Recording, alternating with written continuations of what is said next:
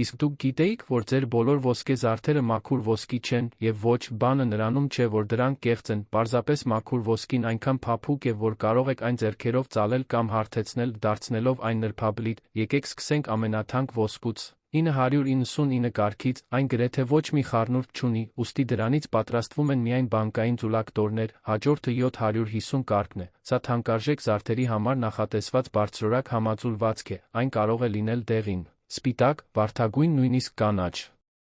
Այն պարունակում է 75% մաքուր ոսկի, մնացածը մետաղական հավելումներ։ Ավելի էժան է 585 կարգը։ Այն պարունակում է ընդամենը 58% մաքուր ոսկի, մնացածը համաձուլվածքային տարրեր։ Եթե ուզում եք պատրաստել 585 կարգի ոսկի, ապա պետք է վերցնել մաքուր ոսկի, պղինձ արծաթ, տաքացնել դրանք բոլորը գազային ջահով մինչ 1000 աստիճան Ցելսիուս, սա կստեղծի հեղուկ համաձուլվածք, այնուհետ դուք լցնում եք համաձուլվածքը կաղապարի մեջ, թողնում եք, որ սառչի, եւ վերջ ձեր ձուլակտորը պատրաստ է։